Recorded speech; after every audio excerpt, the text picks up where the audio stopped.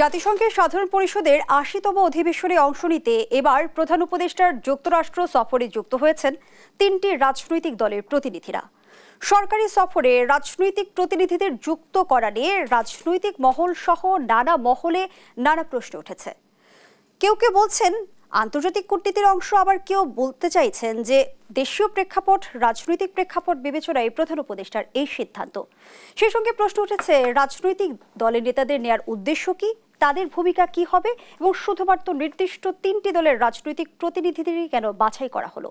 এই প্রশ্নগুলোর উত্তর খোঁজার চেষ্টা করব আজ। দর্শক, আমি ফার্নাস জুই, সবাইকে আমন্ত্রণ জানিয়ে শুরু করছি দেশ টেলিভিশনের নিয়মিত আয়োজন দেশ সাম্প্রতিক। নিবেদন করছে Arail angle channel and square বার। আজকের আলোচনায় এগিয়ে নিতে স্টুডিওতে আছেন তিনজন সম্মানিত অতিথি। চলুন একে একে পরিচিত হই। আছেন অ্যাডভোকেট সুব্রত চৌধুরী, নির্বাহী সভাপতি গণফোরাম। আরও আছেন অধ্যাপক ফজলুল হালিম রানা, আন্তর্জাতিক সম্পর্ক বিভাগ, জাহাঙ্গীরনগর বিশ্ববিদ্যালয়। সেই সঙ্গে আরও আছেন মুন্সি ফয়েজ আহমেদ, সাবেক রাষ্ট্রদূত। তিনজনকে আমন্ত্রণ জানাচ্ছি আজকের আলোচনায়। অ্যাডভোকেট সুব্রত চৌধুরী, আপনাকে দিয়ে আলোচনাটা শুরু করি।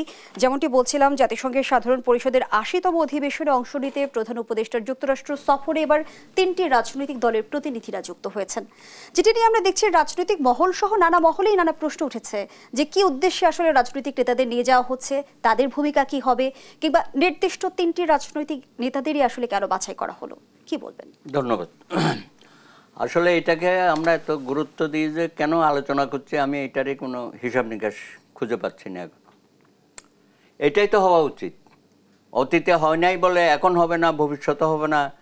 আমাদের দেশের অবস্থাটা হয়েছে কি, যখন যারা ক্ষমতায় থাকে এর বাইরে আর কিছু তারা চিন্তা করতে পারে না, অন্যান্য রাজনৈতিক দল বা যারা অপোজিশনে থাকে। হ্যাঁ, তো এটা অংশীদারিত্ব না থাকলে পরে অতীতে তো আমরা যে ধরনের একটা কালচারের মধ্যে গেছি, আমরা তো ভবিষ্যতে এরকম চাই না। যদিও বর্তমান সরকার নিরপেক্ষ বা তত্ত্বাবধায়ক বলছে আমরা, অন্তর্বর্তীকালীন সরকার, হ্যাঁ, তার কোনো রাজনৈতিক নেই। তো যাই হোক, ওনাদেরও যাওয়ার সময় এসে গেছে। ফেব্রুয়ারি মাসে নির্বাচন হবে, নির্বাচিত সরকার আসবে। তো তার আগে উনি যে মুভটা দিয়েছে, আমি মনে করি এটা খুব পজিটিভ মুভ। এটাতে আমাদের সকলেরই শিকার বিষয় আছে। তবে এখন যেহেতু আলোচনা উঠছে, তাহলে তো অনেক কিছু বিতর্ক আমরা করতে পারি। কেন শুধু তিনটি দল, তার মধ্যে আবার একজন দিয়ে আবার পরে এটাকে দুজন করা হলো, কি সেট ভিত্তিতে বাছাই করা হলো? আমাকে যদি বলেন, আমি বলবো যে জাতীয় ঐক্যমত্য কমিশনে যে সমস্ত দলগুলো অংশগ্রহণ করেছে তাদের প্রত্যেকেরই একজন করে নিলে এই জিনিসটা আরও ভালো হতো এবং একটা ভালো মেসেজ জাতির সামনে উপস্থাপিত হইতো, বিশ্বব্যাপী এটা ভালোভাবে। সরকারের এই সিদ্ধান্ত রাজনৈতিক দলগুলোর কাছে ভুল বার্তা দিচ্ছে না? কোনো ভুল বার্তা দিচ্ছে না। হ্যাঁ, আমরা বিতর্ক করতে পারি যে ভাই আরও রাজনৈতিক দল কেন আপনি এটার মধ্যে ইনক্লুড করলেন না, বা শুধুমাত্র প্রায় দেখি যে এই তিন রাজনৈতিক দলকে বেশি প্রাধান্য দেওয়া হয়। যাই হোক, এটা সরকার তার জায়গা থেকে করতে পারে, তাতে অন্যদের খুব মন খারাপ হওয়ার কিছু নাই। তবে আমি বলবো, যেটা বলেছি, যে প্রত্যেক দল থেকে একজন করে যদি নিত তাহলে এটা আরও সুন্দর হতো। এবং উনি যেটা দেখাতে চাচ্ছে দেশের মধ্যে বা আন্তর্জাতিকভাবে আমাদের মধ্যে একটা জাতীয় ঐক্য আছে, আমাদের মধ্যে কোনো বিভেদ নাই, সেটা আরও প্রতিভাত হতো সুন্দর করে। সুতরাং আমি মনে করি এটাকে নিয়ে খুব বেশি আলোচনা সমালোচনা না করাই ভালো। আমি এটাকে খুব পজিটিভ হইতে দেখছি। হ্যাঁ, কোন দল গেল না গেল সেটা আমাদের কাছে বিবেচ্য বিষয় না। আমার কাছে বড় বিবেচ্য বিষয় হচ্ছে প্রফেসর ইউনূস, তিনি এই ধরনের একটা সংস্কৃতি চালু করে গেলেন যে সরকারের আশেপাশে যারা আছে, এর বাইরেও বাংলাদেশে যারা রাজনৈতিক দলগুলো আছে, তাদেরও সব বিষয়ে ক্ষমতায় থাকুক বা ক্ষমতার বাইরে থাকুক, প্রত্যেকেরই অংশীদারিত্ব থাকা প্রয়োজন বলে আমি মনে করি। ধন্যবাদ জানাচ্ছি অ্যাডভোকেট সুব্রত চৌধুরী। অধ্যাপক ফজলুল হালিম রানা, প্রধান উপদেষ্টার সফরে তিনটি রাজনৈতিক দলের অংশগ্রহণের মাধ্যমে দেশের অভ্যন্তরীণ রাজনৈতিক বিরোধ সমাধানের পথ তৈরি হবে কি? দেখুন, আমার কাছে যেটা মনে হয় সেটা হচ্ছে যে এটা একটা পার্লামেন্টারি রিপ্রেজেন্টেশন আমরা বলতে পারি। যে ধরুন, বাংলাদেশে যে রাজনৈতিক দলগুলো ক্রিয়াশীল রয়েছে, সেই দলগুলোর মধ্য থেকে সরকার প্রধান তিনি যে দলগুলোকে মনে করেছেন যে তার সফরসঙ্গী হবেন তাদেরকেই ইনভাইট করা হয়েছে এবং সে তারই পরিক্রমায় আমরা দেখতে পাই যে হয়তো যে আলোচনাটা আসছে যে ঐকমত্য কমিশনে যারা গিয়েছে তাদের সব দল থেকে একজন করে প্রতিনিধি থাকলে সেটা সুন্দর হতো। এখন সেই সুন্দর হয়তো তারা বিবেচনায় নেননি, কিন্তু তারপরেও বলতে হবে যে তারা কিন্তু একটা বহুমাত্রিকতা নিয়ে আসার চেষ্টা করেছেন প্রথমবারের মতো। এবং আপনি এর যে যেমন কতগুলো মেরিটস রয়েছে, আবার যারা সমালোচনা করবেন সমালোচনার জায়গাও রয়েছে। তো আমরা যদি মেরিটসের কথা বলি, যেটা বলছিলাম যে একটা পার্লামেন্টারি রিপ্রেজেন্টেশন রয়েছে, ঠিক তেমনি দলগুলোর মধ্যে এক ধরনের বৈচিত্র্য রয়েছে। আপনি এখানে যেমন একটি বৃহৎ রাজনৈতিক দল রয়েছে, আবার আমরা যদি বলি নতুন যে রাজনৈতিক দল সে দল রয়েছে, আবার অপেক্ষাকৃত ইসলাম যেটাকে বলা যায় যে ইসলামকে যারা রিপ্রেজেন্ট করে হ্যাঁ ধর্মভিত্তিক দল সেটা রয়েছে। কাজে এখানে কিন্তু এক ধরনের বহুমাত্রিকতা রয়েছে। আবার গ্লোবাল যেহেতু এই প্ল্যাটফর্মে কিন্তু একটা মেসেজও হচ্ছে কনভে করা বাংলাদেশের তরফ থেকে যে আসলে সরকারে যারাই থাকুক না কেন কিন্তু রাজনৈতিক দল, দেশটা তো আমাদের সকলের, কাজেই সকল রাজনৈতিক দলের প্রতিনিধিত্ব থাকা উচিত, বা অন্তত পক্ষে যে একাধিক রাজনৈতিক দলের বা দুই ততোধিক রাজনৈতিক দলের প্রতিনিধিত্ব এই সব গ্লোবাল প্ল্যাটফর্মে থাকা উচিত। এবং যার ফলে দেখা যায় যে হচ্ছে আপনার একটা দেশের ইমেজ বিল্ড আপের যে জায়গা থাকে, কিংবা ব্র্যান্ডিং এর যে জায়গা থাকে, কিংবা ডেমোক্রেসির কথা যে আমরা বলি, অর্থাৎ গণতান্ত্রিক চর্চার কথা যে আমরা বলি, বা বহুদলীয় গণতন্ত্রের কথা যে বলি, সেটাকে আপনি উপস্থাপন করার একটা জায়গা থাকে। এখন কথা হচ্ছে যে এর শঙ্কার জায়গাগুলো কি, অর্থাৎ ক্রিটিক যারা রয়েছেন তারা কিভাবে দেখেন এটাকে। তারা এটাকে মনে করেন যে এই শুধুমাত্র আমাদের এখানে অংশগ্রহণ করা, যেটাকে আমরা পলিটিক্যাল সায়েন্সের ভাষায় বলতে পারি যে প্যাকেজিং, কিংবা হচ্ছে ইমেজ ক্রিয়েটিং, কিংবা ইমেজিং স্ট্র্যাটেজি, এগুলো করে, অর্থাৎ আমি বলতে চাচ্ছি যে ধরুন আমরা গেলাম, ফটো সেশন করলাম, চলে আসলাম, আসলে তো এই প্ল্যাটফর্মগুলোতে মেসেজ সেটা না। কারণ হচ্ছে আমাদের যে মেসেজটা সেটা হচ্ছে এরকমের, বা সরকারও যেটা চাইছেন আমি মনে করি, সেই জায়গায় তাদের যে কথা, তাদের যে বক্তব্য, তাদের যে স্ক্রিপ্ট, অর্থাৎ ইউএন জেনারেল অ্যাসেম্বলিতে বাংলাদেশের সরকার প্রধান যে বক্তব্য দিবেন এবং সেই বক্তব্য বিশ্ববাসীর কাছে কতটা গ্রহণযোগ্য হবে, এবং তিনি বাংলাদেশকে প্রতিনিধিত্ব করতে গিয়ে কোন কোন বিষয়কে এমফাসাইজ করবেন। ধরুন আমরা একটি জলবায়ু সব থেকে যে দেশগুলো পৃথিবীতে রয়েছে যে জলবায়ু নিয়ে ক্রাইসিসের মধ্যে রয়েছে, তার মধ্যে আমরা সব থেকে ভালনারেবল কিংবা ঝুঁকিপূর্ণ রয়েছে। কাজেই এইটা উনি কতটা প্রাধান্য দিবে, কিংবা দেখা গেল যে এখন আমাদের একটা নির্বাচন কিংবা জাতীয় রাজনীতির যে ক্রাইসিস রয়েছে সেটা এবং পাশাপাশি আমি আসছিলাম সে কথায় যে আমাদের অনেক বড় এটা একটা গ্লোবাল ক্রাইসিস রয়েছে, সেটা হচ্ছে রোহিঙ্গা সংকট। কাজেই এই বিষয়গুলোকে উনি কিভাবে উপস্থাপন করবেন তার উপরে কিন্তু এই সফরের সফলতা কিংবা ব্যর্থতা সেটা ডিপেন্ড করবে। কাজেই এখানে কতজন নিয়ে গেলেন, কিভাবে আপনার গেলেন, কারা যেতে পারলেন, কারা যেতে পারলেন না, এটা খুব একটা ইম্পর্টেন্ট বিষয় না। ইম্পর্টেন্ট বিষয় হচ্ছে যে আপনার যে লিডারশিপ, যিনি আপনার দেশকে রিপ্রেজেন্ট করবেন, তিনি গ্লোবাল এই প্ল্যাটফর্মে আপনার দেশকে কিভাবে তুলে ধরবেন, এবং তুলে ধরার পরে কথায় কাজে তিনি কতটা মিল রাখবেন, সেটা হচ্ছে ইম্পর্টেন্ট বিষয়। ধন্যবাদ জানাচ্ছি আপনাকে মুন্সি ফয়েজ আহমেদ। সরকারি সফরে রাজনৈতিক প্রতিনিধিদের যুক্ত করা নিয়ে কেউ কেউ বলছেন যে গণঅভ্যুত্থানের পর দেশ গঠনের রাজনৈতিক শক্তি ঐক্যবদ্ধ রয়েছে, আন্তর্জাতিক মহলে এমন বার্তা দিতে চায় সরকার। তাহলে কি প্রধান উপদেষ্টার এই সিদ্ধান্ত আন্তর্জাতিক কূটনীতির অংশ, নাকি রাজনৈতিক দায় বন্টনের চেষ্টা? এখানে বিভিন্ন দিক থেকে এটা দেখার সুযোগ আছে। কিন্তু প্রথম কথা আমি যেটা বলতে চাই সেটা হলো যে এটি প্রথম নয়। অতীতেও বিভিন্ন রাষ্ট্রীয় সফরে সরকার প্রধান বা রাষ্ট্রপ্রধানের সাথে অন্য দলের প্রতিনিধিরাও যুক্ত হয়েছেন, এটা প্রথম নয়, এক নম্বর। দুই নম্বর, বিশেষ করে জাতিসংঘ সাধারণ পরিষদের অধিবেশনে যখন প্রতিনিধি দল গিয়েছে, তখন একেবারে খুব নিয়ম করেই সংসদে বিভিন্ন দলের প্রতিনিধিদেরকে নিয়ে যাওয়া হয়েছে, এমনকি যারা বিরোধী দলের তাদেরকেও নিয়ে যাওয়া হয়েছে। সুতরাং এটা নতুন নয়, এটা আগে বুঝতে হবে। হ্যাঁ, কিন্তু এটা অন্তর্বর্তী সরকার এই কাজটি করছে, যে সেই ধারাবাহিকতাটা বজায় রাখা, সেটা একটা ভালো জিনিস। যে এমন একটা বিষয়, এমন একটা জায়গায় তিনি যাচ্ছেন যেখানে দেশকে কি বলে প্রতিনিধিত্ব করতে হবে, সেখানে সবাইকে সাথে নিয়ে যেতে পারলে ভালো।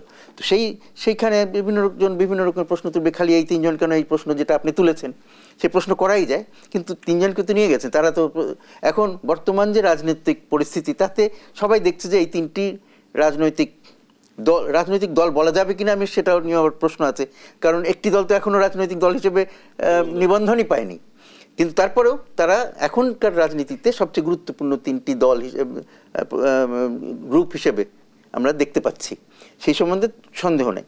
শেষ পর্যন্ত যখন যদি জনগণের কাছে রায়ের জন্য যাওয়া হয় যে ইলেকশন আছে সামনে, তখন বোঝা যাবে সত্যিকার কার কী রকমের ইয়ে আছে, তো সেটা পরের কথা। কিন্তু এখন যে তাদেরকে নিয়ে গেছেন এটা আমি মনে করি একটা নিশ্চিতভাবে একটা ইতিবাচক বিষয়, এবং সেখানে তারা ইয়ে করবেন। কিন্তু সবারই নজর থাকবে প্রধান উপদেষ্টা কি বলছেন, তার বক্তৃতার উপরে সবাই নজর থাকবে। অন্যান্য যারা যাচ্ছেন তারা আলংকারিক, আর কিছুটা হচ্ছে যে আমাদের অভ্যন্তরীণ রাজনীতির মধ্যে একটা ইয়ে আনা, কি বলে, কাছাকাছি, সবাইকে কাছাকাছি নিয়ে আসার চেষ্টা করা। প্রধান উপদেষ্টার বক্তব্যে কোন কোন বিষয়গুলো গুরুত্ব পাবে বলে এখন সেটা আমি সেখানে যেতে চাচ্ছিলাম। যেমন আমাদের পূর্ববর্তী বক্তা প্রফেসর সাহেব যেটা বলেছেন যে জলবায়ু বিষয়টি আসবে, নিশ্চয়ই আসবে, কারণ আমরা ভালনারেবল কান্ট্রিজগুলোর মধ্যে অন্যতম। আচ্ছা, তারপর রোহিঙ্গা বিষয়টি আসবে। আমি মনে করি যে এখন যেহেতু প্যালেস্টাইন বিষয়টা খুব গুরুত্বপূর্ণ, সারা পৃথিবীতে আলোচিত হচ্ছে, এবং এর মধ্যেই বেশ কয়েকটি দেশ, বড় দেশ যেমন কানাডা, অস্ট্রেলিয়া, যুক্তরাজ্য, এরা প্যালেস্টাইনকে স্বীকৃতি দিয়েছে। তারপরে আরো দেশ স্বীকৃতি দিবে শিগগিরই, ফ্রান্স, পর্তুগাল, এদের স্বীকৃতি দেওয়ার কথা আছে। মার্কিন যুক্তরাষ্ট্রের সুরেও কিছুটা পরিবর্তন দেখা যাচ্ছে। পুরোপুরি বড় পরিবর্তন কি আছে কিনা সেটা নিয়ে প্রশ্ন চলবে, কিন্তু এই যে পরিবর্তনগুলো আসছে এর ফলে এটা সামনে চলে আসছে। এবং আমাদের সবসময় বাংলাদেশ জাতিসংঘে যখন সাধারণ পরিষদের বক্তব্য সবসময় প্যালেস্টাইনকে গুরুত্ব দিয়ে এসছে, এবারেও সেটা দেবেন বলে আমরা আশা করি।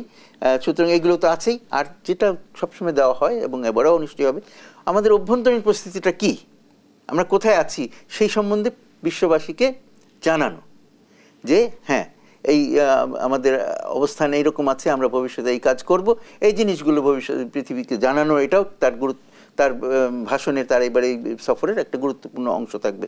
আর যেটা বলছি যে প্যালেস্টাইনের বিষয়ে কি করতে পারেন তিনি, সেটা যেন, আমাদের তো অনেক শক্তি নাই, কিন্তু আমরা খুব সোচ্চার। কি করতে পারা যায়, দুটো জিনিস আমার কাছে মনে হয়েছে যে করা যায়। সেটা হচ্ছে যে আমাদের কণ্ঠস্বরের সাথে যাদের মেলে তাদেরকে নিয়ে বা এই কণ্ঠটাকে আরো জোরদার করা, আমরা একসাথে যাতে এই কণ্ঠটাকে তুলে ধরতে পারি, সেটা একটা জিনিস।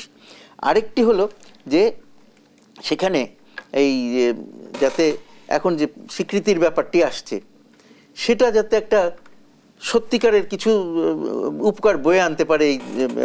এই যে গণহত্যার শিকার ফিলিস্তিনি জনগণের জন্য যেন একটা সুখবর নিয়ে আসতে পারে, সেটার জন্য আমরা কি করতে পারি সেই সম্বন্ধে।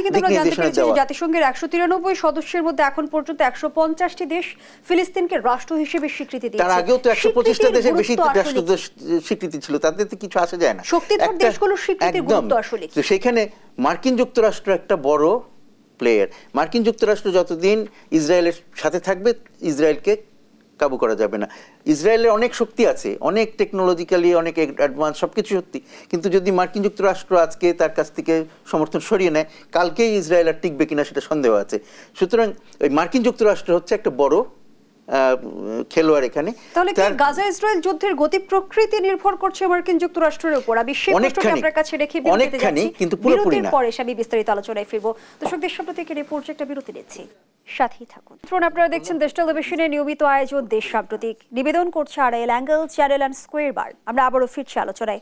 মুন্সি ফয়েজ আহমেদ, ফিলিস্তিনকে রাষ্ট্র হিসেবে স্বীকৃতি দিতে যুক্তরাষ্ট্রের বাধা আসলে কোথায়? আপনি বলছিলেন যে গাজা ইসরায়েল যুদ্ধের গতি প্রকৃতি অনেকটাই নির্ভর করছে যুক্তরাষ্ট্রের উপর। বুঝতে চাই ব্যাপারটি। যুক্তরাষ্ট্রের রাজনীতি যদি আমরা মোটামুটি বুঝি, তাহলে এটা বুঝতে খুব কষ্ট হয় না। যুক্তরাষ্ট্রে প্রত্যেকবার যখন যেখানেই যদি ইলেকশন হয়, সেখানে টাকার খেলা হয়, এবং সেই টাকাটা কারা দেয়? দুটো গ্রুপ আছে যাদের টাকার উপরে সবাই নির্ভর করে, সেটা রিপাবলিকান হোক, ডেমোক্র্যাট হোক, অন্য যে কোনো ক্যান্ডিডেট, দু একজন ছাড়া। সেটা কারা? একটা হচ্ছে জিওনিস্ট গ্রুপের টাকা, ইহুদিদের টাকা, আর দ্বিতীয়টা হচ্ছে ইভাঞ্জেলিস্টদের টাকা। এবং এরা হলো, এদের টাকা খেয়ে ইহুদিদের মানে ইসরায়েলের বিরুদ্ধে যাওয়া এটা তো সম্ভব না। সেই কারণে আমেরিকা বাধ্য হয়ে ইসরায়েলকে সমর্থন করে, নাইলে তাদের ইলেকশনের টাকা থাকবে না। এইটা হলো তার ভয়। এই ভয় পাওয়া উচিত না, কারণ ইসরায়েল কি করবে যদি সে ইসরায়েলকে ছেড়ে দেয়? তো ইসরায়েল তাকে কি করতে পারে? কিন্তু তারপরেও আমেরিকার রাজনীতিবিদরা এমনভাবে বিক্রি হয়ে আছে যে তারা ওইটাকে থেকে বের হয়ে আসতে পারে না। তো সেইটা হচ্ছে আসল কথা। এবং একই জিনিস যে মার্কিন যুক্তরাষ্ট্রের কাছে ইয়ে হয়ে আছে, কি বলে, নির্ভরশীল হয়ে আছে ইউরোপের দেশগুলো ন্যাটোর কারণে এবং অন্যান্য নানান কারণে, কিন্তু সেখান থেকে তারা আস্তে আস্তে বের হয়ে আসার চেষ্টা দেখাচ্ছে, একটা সম্ভাবনা দেখাচ্ছে। কিন্তু এটা কেন হচ্ছে, এই পরিবর্তনটা কেন আসলো, তার মূল কারণ কিন্তু এই যে ফিলিস্তিনে যে গণহত্যা চলছে, এটা তো আমরা সবাই আগের থেকেই জানি। গত 60-70 বছর ধরে এই গণহত্যা চলে আসছে, ক্রমাগত এটা তীব্রতর হচ্ছে। আর এটা সবাই জানে, কিন্তু এরা কিছু করছিল না। কিন্তু এখন বিভিন্ন দেশে, ইউরোপের বিভিন্ন দেশেও বড় বড় জনগোষ্ঠী তৈরি হয়ে গেছে যারা এটার বিরোধিতা করে বিভিন্ন রকম বিক্ষোভ করছে। এবং ওই সরকারগুলো এদেরকে শান্ত রাখার একটা চেষ্টা হিসেবে এটা করছে। মার্কিন যুক্তরাষ্ট্রকে ভয় পেয়ে তারা থেমে থাকতে পারছে না, কারণ তারা অভ্যন্তরীণ রাজনীতিতে তারা একটা চাপ বোধ করছে। মার্কিন যুক্তরাষ্ট্রে এই চাপটি সৃষ্টি হয়েছে। মার্কিন যুক্তরাষ্ট্রের রাস্তাঘাটেও এখন প্রচুর বিক্ষোভ ইসরায়েলের বিরুদ্ধে এবং ফিলিস্তিনিদের পক্ষে, এবং সেটাও চাপ সৃষ্টি করছে। কিন্তু সেই চাপটা এখন পর্যন্ত ওই পর্যায়ে যায় নাই যে মার্কিন যুক্তরাষ্ট্রের সরকার বা রাজনীতিবিদরা ইসরায়েলকে ছেড়ে সরে আসবে।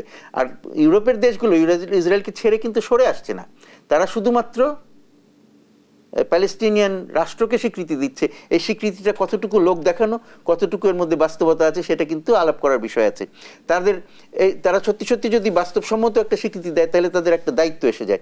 এই দেশের মানুষের অধিকার প্রতিষ্ঠা এবং এদের সীমান্ত এবং তাদের সুরক্ষার ব্যবস্থা করার ব্যাপারে তাদের একটা দায়িত্ব আসে। কিন্তু সেই দায়িত্বটা কি তারা পালন করবে বা করছে, করার কোনো লক্ষণ দেখা যাচ্ছে? দ্বিচারিতার কথাও কিন্তু শুনেছি। একদম সেইটাই তো তাদের মার্কিন যুক্তরাষ্ট্র এবং মানে তাদের এই ইউরোপীয় দেশগুলোর মুরব্বী মার্কিন যুক্তরাষ্ট্র এবং তার সাথে এই ইউরোপীয় দেশগুলো, যাদের আপনার পশ্চিমা দেশ বলছেন, এরা সবাই এই দ্বিচারিতাতেই খুব বেশি অভ্যস্ত এবং সেটাই তারা করে আসছে। এবং এখনও যে তাই করছে না সেটা কোনো নিশ্চয়তা নেই। তারা শুধুমাত্র তাদের রাস্তায় যে বিক্ষোভ হচ্ছে সেটাকে সাময়িকভাবে ঠেকানোর জন্য হলেও এই কাজটি করছে কিনা আমার সন্দেহ হয়। ধন্যবাদ জানাচ্ছি আপনাকে অধ্যাপক ফজলুল হালিম রানা। রোহিঙ্গা প্রত্যাবাসনে কোনো সুখবর আসবে কি সফরের মধ্য দিয়ে? না, দেখুন, আমার কাছে যেটা মনে হয় যে রোহিঙ্গা ইস্যুর থেকে এখন যে গ্লোবাল প্ল্যাটফর্মে আমরা গিয়েছি সেখানে অনেকগুলো বার্নিং ইস্যু রয়েছে। লাইক আপনার এতক্ষণ যেমনটা আমরা আলোচনা করছিলাম, অর্থাৎ গাজা কিংবা প্যালেস্টাইন ইস্যু রয়েছে, পাশাপাশি হচ্ছে কি আপনার সুদানের ক্রাইসিস রয়েছে, এছাড়া আপনি বেশ আরও মানে বহুবিধ সমস্যায় জর্জরিত এখনকার পৃথিবী। কাজেই সেই জায়গায় আমরা, এটা আমাদের দুর্ভাগ্য যে আমরা যে কোনো কারণেই হোক বা যেভাবেই হোক শুরু থেকে, অর্থাৎ সেই 2017 থেকে এখন পর্যন্ত আমরা বলতে পারি যখন শেষ যে ঢলটা নামলো বাংলাদেশের রোহিঙ্গাদের, তো সেই রোহিঙ্গাদেরকে আমরা এই ক্রাইসিসকে গ্লোবালি আমরা ওইভাবে ব্র্যান্ডিং করতে পারিনি। এবং এই ইস্যুটাকে সলভ করার জন্য যেসব ইনিশিয়েটিভ আমাদের নেওয়া দরকার ছিল, কিংবা যেসব টক কিংবা গ্লোবাল প্ল্যাটফর্মে যেসব আয়োজন করার কথা, সেগুলো আসলে আমরা ওই অর্থে করতে পারিনি। এটা আমার কাছে মনে হয়। এটা গেল একটা বিষয়। আর একটা বিষয় একটু এখানে একটু যোগ করি, সেটা হচ্ছে এইবারের জাতিসংঘের ইয়েতে একটা পার্থক্য আছে, যেটা আমি মনে হয় যে জাতিসংঘ সাধারণ পরিষদের একটি নিবেদিত সেশন থাকছে। আমি আসছি সে কথায়, জেনারেল অ্যাসেম্বলিতে। কিন্তু এখন কথা হচ্ছে যে এই টেবিল টক কিংবা এই ডায়ালগ কিংবা এই ইউএন জেনারেল অ্যাসেম্বলিতেও এর আগেও হয়েছে, কিন্তু বাস্তবতা যেটা মানুষ যেটা জানতে চায়, আমাদের দেশের জনগণ যেটা বুঝতে চায়, সেটা হচ্ছে যে এই সমস্যার সমাধান হচ্ছে কিনা। বরং উল্টো তারা যে মেসেজটা পাচ্ছে সেটা হচ্ছে যে রোহিঙ্গারা যাচ্ছে না এখানে, যেভাবেই হোক এই বিতর্কগুলো কিন্তু আপনাদের চাউর আছে মাঠে, যে এখানে নতুন করে রাষ্ট্র হচ্ছে, আপনার রাখাইন স্টেট হচ্ছে, সেখানকার তাকে কেন্দ্র করে একটি নতুন রাষ্ট্র হওয়া, আর্টিফিশিয়াল একটা স্টেট হওয়া, খ্রিস্টান স্টেট হবে, সেখানে আরাকান আর্মির ভূমিকা রয়েছে। ইভেন আমাদের যখন হিউম্যান করিডোরের কথা হলো তখনও কিন্তু এগুলো নিয়ে অনেক চাউর বাজারে রয়েছে। কাজেই আমার কাছে মনে হয় যে না, যে এই ইস্যুটা অতটা প্রাধান্য পাবে, তার থেকে বরং এবারে যেটা আমার কাছে মনে হয় যে প্যালেস্টাইন ইস্যু, অর্থাৎ এই যে সর্বশেষ কানাডা কিংবা যুক্তরাজ্য এবং আমরা বলতে পারি অস্ট্রেলিয়া এরা স্বীকৃতি দিয়েছে এবং খুব সম্ভবত ফ্রান্স দিতে যাচ্ছে, এবং এই দেখাদেখি কিন্তু অনেক রাষ্ট্র যারা বলা চলে যে পলিটিক্যালি গ্লোবাল প্ল্যাটফর্মে তারা নিউট্রাল, কিন্তু তারা কিন্তু এখন রোল প্লে করছে। লাইক আপনি বলতে পারেন যে পর্তুগাল, তারা ইতিমধ্যেই স্বীকৃতি দিয়েছে। এখন একটা প্রশ্ন থাকতে পারে যে এই স্বীকৃতি দেওয়ার ফলে আসলে প্যালেস্টাইনিয়ানদের জন্য কি হতে যাচ্ছে ভবিষ্যৎ তাদের। আমার কাছে যেটা মনে হয় যে এখানে আন্তর্জাতিক রাজনীতির যেমন একটা গতি পরিবর্তন হলো, অর্থাৎ পশ্চিমাদের, অর্থাৎ তারা কিন্তু মার্কিন যুক্তরাষ্ট্র কিংবা হচ্ছে ইসরায়েলের যারা মিত্র, এরা প্রত্যেকটা রাষ্ট্রই কিন্তু বেরিয়ে আসার সুযোগ তৈরি হয়েছে কিংবা তারা চেষ্টা করছে। এখন প্রশ্ন হচ্ছে যে এটা যেমন ধরুন আপনি স্টার কিয়ারমার্কের বক্তব্য শুনে আপনি ভাবতে পারেন যে ইংল্যান্ডের সরকার প্রধান কিংবা প্রধানমন্ত্রী এতটা মানবিক যে তিনি গ্রহণ করেছেন কিংবা ওনারা আনুষ্ঠানিকভাবে স্বীকৃতি দিচ্ছেন রাষ্ট্র হিসেবে। আন্তর্জাতিক কোনো রাজনীতি জড়িত কিনা সেই প্রশ্ন আপনার কাছে রাখছি, পরবর্তী অংশে আমি আলোচনায় ফিরব। বড় প্রশ্ন হচ্ছে যে এই আপনি যারা স্বীকৃতি দিচ্ছেন তারা নিজেরা অভ্যন্তরীণ জনগণের, এখানে কিন্তু রাষ্ট্র বা সরকার প্রধানের বিজয় নয়, এটা ওই দেশের ওইখানকার জনগণের বিজয়, কারণ তারা এটা আদায় করে নিয়েছেন। এই প্রত্যেকটা দেশে এখন আন্দোলন চলছে। ধন্যবাদ জানাচ্ছি অধ্যাপক ফজলুল হালিম রানা। অ্যাডভোকেট সুব্রত চৌধুরী, প্রধান উপদেষ্টার আগমন ঘিরে নিউ ইয়র্কের জ্যাকসন হাইটসে আওয়ামী লীগ বিএনপি নেতাকর্মীরা মুখোমুখি অবস্থানে রয়েছে এবং ব্যাপক উত্তেজনা ছড়িয়ে পড়েছে পুরো এলাকা জুড়ে। বিদেশের মাটিতে এই উত্তেজনা দেশের ভাবমূর্তি পূর্ণ করছে। খুবই দুঃখজনক। আমি তো বহু বছর ধরে এগুলো লক্ষ্য করছি, শুধু খোদ আমেরিকায় কেন, এটা লন্ডনে হয়, বিভিন্ন জায়গায় হয়। আমাদের সরকার প্রধান বা রাষ্ট্রপ্রধান কখন বাইরে যায় বিদেশ সফরে, ব্যক্তিগত কাজেই যাক বা আমাদের রাষ্ট্রীয় কাজেই যাক, সব সময় দেখি ওখানকার স্থানীয় রাজনৈতিক দলগুলো সংগঠিত থাকে। সেটা আওয়ামী লীগের সময় বিএনপি করে, বিএনপির সময় আওয়ামী লীগ করে, ইত্যাদি ইত্যাদি। এবং শুধু বিএনপি আওয়ামী লীগ না, এখানে আবার তাদের শাখা প্রশাখা সবাই আছে।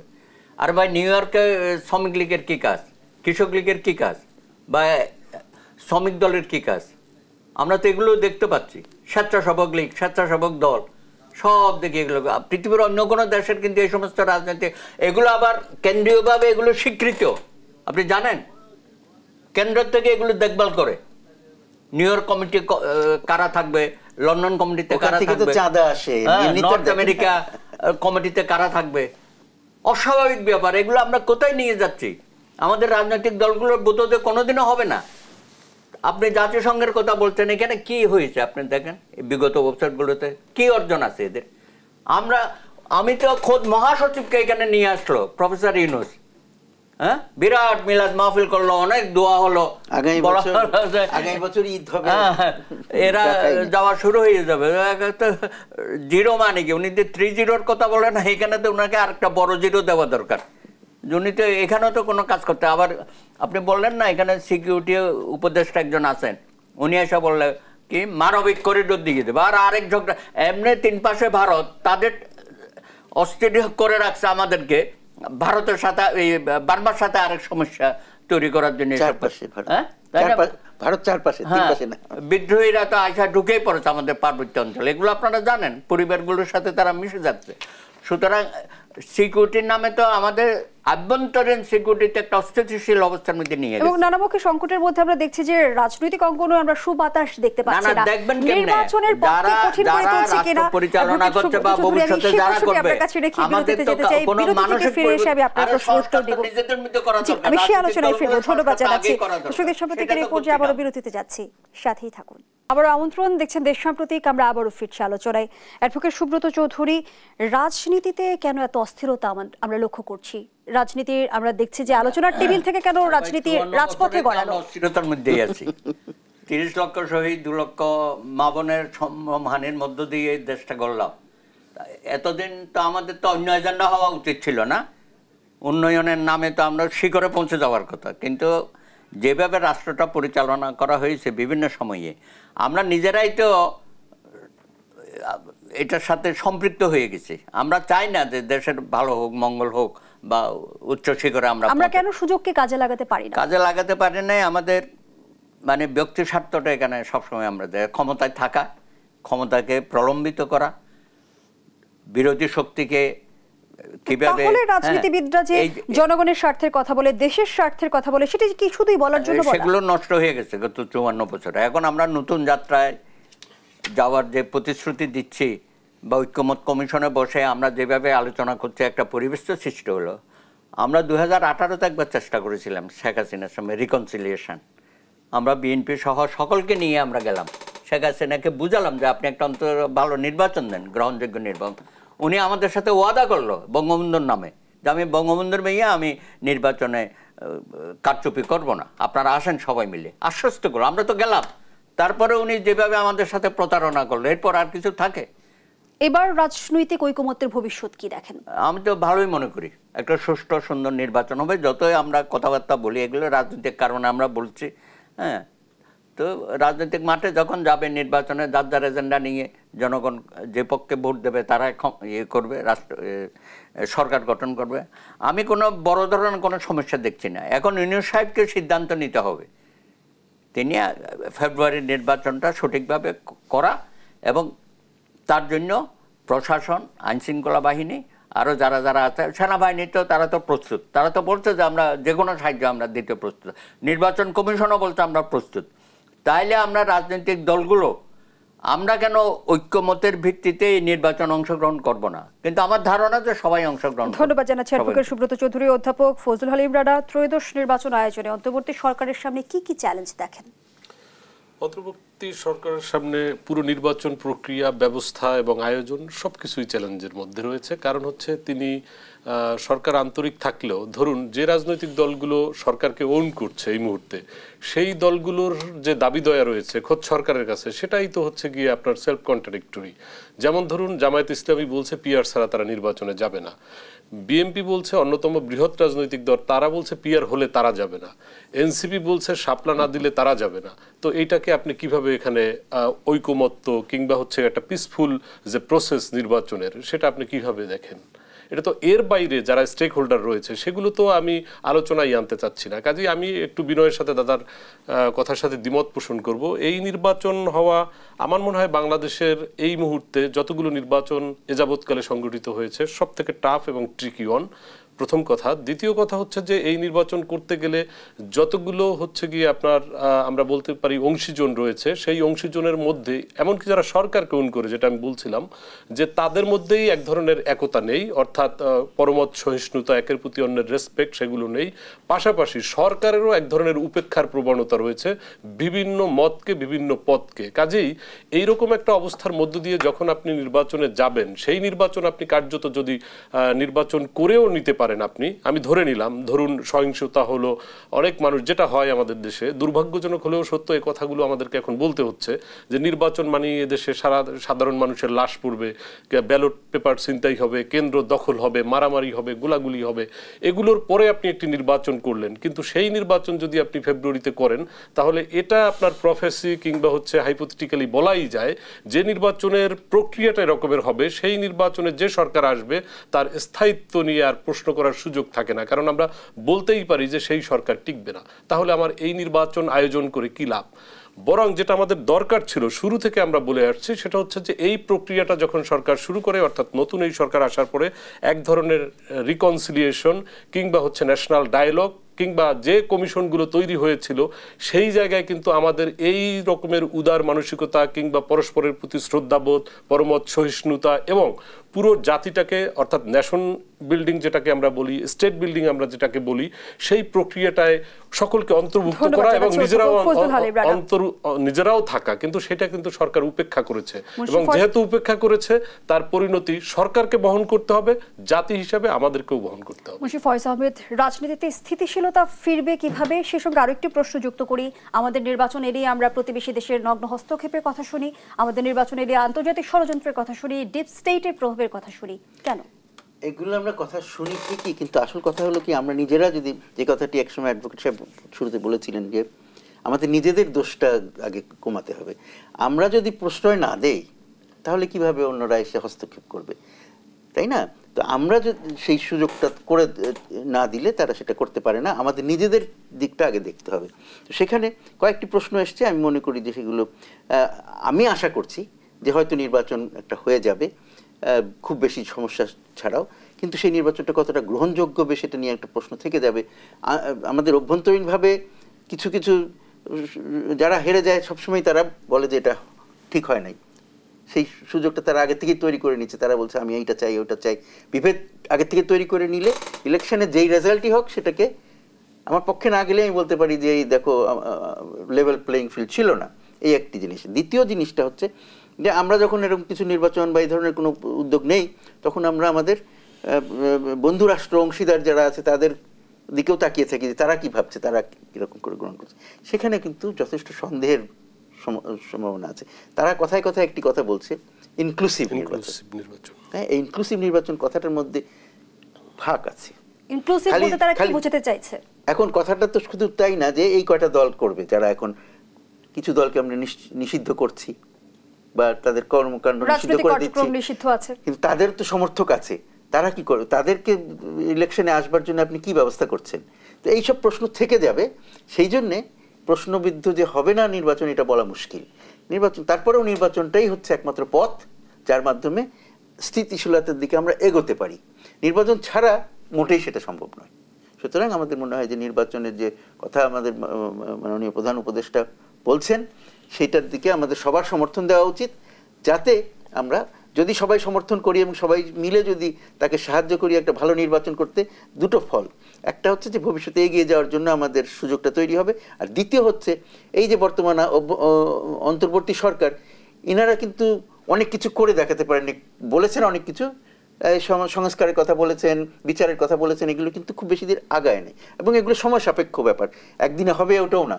কিন্তু উনি যদি একটা ভালো নির্বাচন করতে পারেন আমাদের সবার সাহায্য নিয়ে, তাহলে এইটা হবে ওনার লেগেসি, যে উনি একটা কিছু রেখে যেতে পারলেন, একটা অবদান রেখে দিতে পারলেন, তাহলে ওনার সবকিছু ব্যর্থ হলো না। তো এইটা আমি মনে করি যে সেইটা যদি আমরা সবাই মিলে খেয়াল করি, তার প্রতি যদি আমাদের কোনো শ্রদ্ধা থাকে, তাহলে আমরা তাকে সাহায্য করব একটা ভালো নির্বাচন। এই বিষয়ে দু চার লাইন যুক্ত করবেন কি? নির্বাচনের গ্রহণযোগ্যতা নিয়ে প্রশ্ন উঠবে কি? না, সেই প্রস্তুতি তো শুরু হয়েছে এবং এখানে যে প্রশ্নটা আসছে অংশগ্রহণমূলক, তো যারা আছে বর্তমানে অংশগ্রহণমূলক তারা সবাই যদি আমরা নির্বাচনে যাই, এর চেয়ে আর বড় অংশগ্রহণমূলক কে হইতে পারে? কারণ যারা এখন নাই তারা কিভাবে নির্বাচনে অংশগ্রহণ, এটা তো আমাদের দেখার বিষয় না, সেটা ভবিষ্যৎ দেখা যাবে। আপাতত একটা সুষ্ঠু নির্বাচনের মাধ্যমে আমরা একটা নির্বাচিত সরকার চাই, যেটা আমাদের বহুদিনের আকাঙ্ক্ষা। সুব্রত চৌধুরী, বলা হচ্ছে যে আওয়ামী লীগ রাজনীতির মাঠে নিষ্ক্রিয় হলেও আওয়ামী লীগ ভোট ব্যাংক নিয়ে কিন্তু নানামুখী সমীকরণ চলছে, তাদের ভোট আসলে কার ব্যাংকে যাবে? সেটার হিসাব নিকাশটা এখন করার সময় না। তারা যেখানে প্রয়োজন দেবে বা ভোট দানে বিরত থাকবে বা তারা নেগেটিভ ভোট দেবে, হ্যাঁ, সুতরাং তাদেরকে নিয়ে কেন আমরা এত ভাবছি? আমার তো এই মুহূর্তে তাদের নিয়ে ভাবার কোনো প্রয়োজন। একটা ফ্যাসিস্ট সরকার, তার সমর্থক কে থাকলো, তার পলাতক সব, তাদের নিয়ে এত ভাবনার কি আছে? একটা নির্বাচন হোক, ভবিষ্যতে আমরা দেখব তারা যদি ফিরে আসতে পারে জাতির কাছে ক্ষমা চেয়ে। এখনো তো তারা এখনো মনে করে যে তারা কোনো অন্যায় করে নাই। 1000-এর বেশি লোককে হত্যা করলো, 20,000 লোককে আহত করলো, 15 বছর ধরে অন্যায়, অবিচার, নির্যাতন, নিপীড়ন কিনা করেছে, হাজার হাজার লক্ষ কোটি টাকা পার করেছে। তারপরেও তাদের মধ্যে কোনো অনুশোচনা আছে? আমি তো তাদের আশেপাশে যাদের কোনো অনুশোচনা নেই। তারা এখনো মনে করে উনি ফিরে আসবেন, আবার ক্ষমতা পেয়ে আবার বাগবাটোয়ারা রাজনীতি শুরু করবে। ওইটা বাংলাদেশ আর হবে না। কিন্তু ইতিমধ্যে কিন্তু প্রধান উপদেষ্টা শঙ্কা প্রকাশ করেছে যে পতিত স্বৈরাচার নির্বাচন ভণ্ডুলের ষড়যন্ত্র করছে। সেটা করতে পারে, সেটা তো সব সময় হয়। যে কোনো নির্বাচন ভণ্ডুল করারও তো একটা গ্রুপ থাকে না, ওগুলো কোনো সমস্যা হবে না। সরকারকে শক্ত অবস্থানে থাকতে হবে। ধন্যবাদ জানাচ্ছি তিনজনকে। আমরা আমাদের আয়োজনের একেবারে শেষ পর্যায়ে শেষ করছি দেশ সম্প্রতিকের আজকের আয়োজন। ধন্যবাদ এতক্ষণ আমাদের সাথে থাকার জন্য।